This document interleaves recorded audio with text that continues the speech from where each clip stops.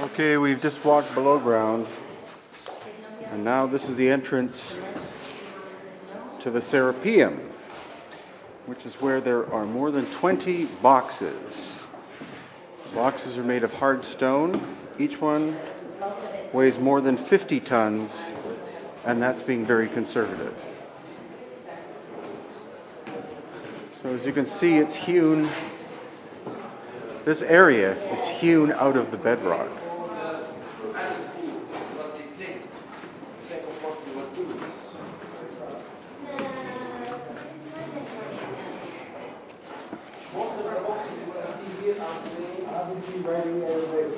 Big.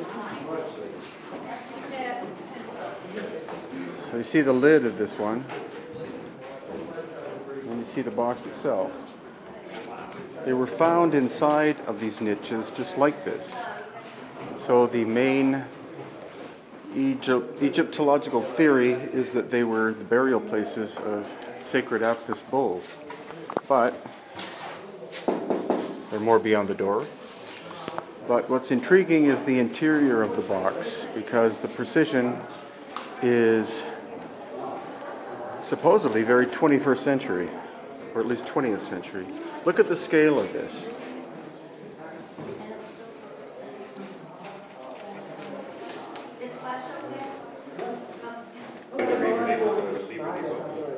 So again, this is one solid block of Rose Aswan granite. Conservative estimate 50 tons.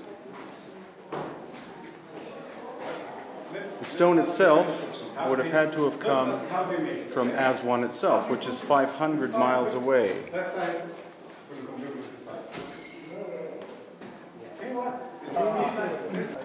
So this is inside the Serapeum.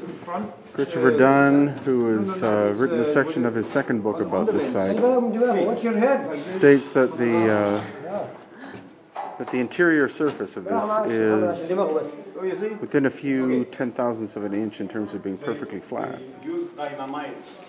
August Maria used dynamites to make this.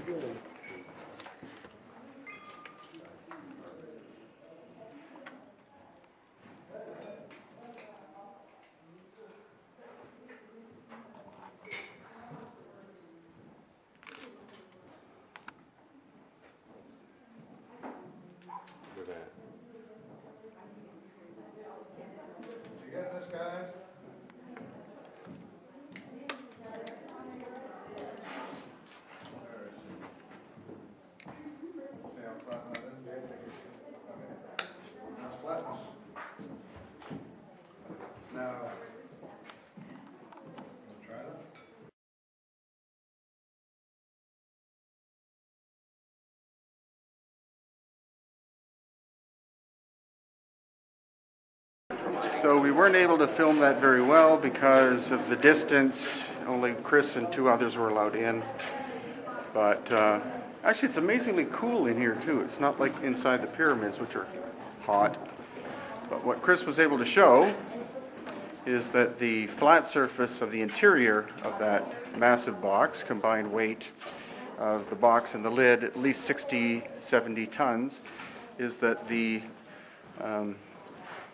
flatness of the internal surface is within thousandths of an inch of being perfectly flat, and also that the corners are 90 degrees, not 89, not 91, but he has a precision square that he uses in the manufacturing industry. That's what he used, and he found that the corners were exactly-ish.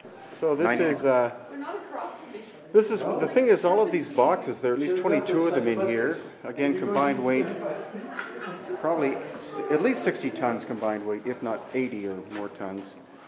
The lid by itself is more than 10 tons, but we see that. Sorry? The box is 70 tons, the lid is 30 tons. Okay, Stephen Mailer says the box itself is 70 tons, the lid is 30 tons. But what we're seeing is we're seeing them in different states of completion. Some of them are very rough. That one is quite glossy smooth, but the ultimate one is supposedly right down here at the end. And we can go down and see it close. And we can go down and see close, which is what we want. Whoa. Oh, here we go. Here you get the great example of what you want to show that these markings couldn't possibly be original. Oh, Couldn't possibly be original. No, those are very rough. And here's the proof that Yusuf just showed. An empty cartouche. Meaning this was not prepared for anybody. They left it open. Somebody could pay them enough money to have their title put in there. Right. So this is obviously not made for somebody. Markings put in much, much later. Right. And this is one where Chris goes inside and measures the tolerances to 2/10,000ths of an inch. You just feel the surface, flat, perfectly flat surface. In basalt. Yeah. And look at this perfect right angle cut. Perfect all the way down. All four sides. This is more like it. This is great. This is the ultimate smoking gun. This cannot be explained by their conventional methods. And at least when they opened this tomb, this area in December 2012, the head of archaeology of ancient Egypt said to CNN, to MSNBC, to Al Jazeera, we don't know how this was done. And that's honest. We appreciate that, his honesty, because Egyptology cannot explain this to any degree. Well, the idea that it was made for bowls, no Bowls. matter how special they were, is just It's ridiculous. bull. It's a lot of It's bull. bull. Yeah, So it's this true. box in particular is amazing because I got to look inside. And the outside, or the inside, is as smooth as the outside. To the hand, it's flat, as in flat as a glass tabletop. And how could that have possibly been achieved when it is at least 6 feet tall, it is at least 10 feet long, and at least 6 feet wide, and at least 15 inches thick, and the lid is solid and weighs much more than 10 tons. How could they have moved that block of stone from the quarry at Aswan? How could they have shaped it? How could they have brought it down into its niche? And again, there are at least 22 of them here. There are supposedly other chambers beyond in that direction, possibly vertically down as well. What was the function of these incredible stone boxes?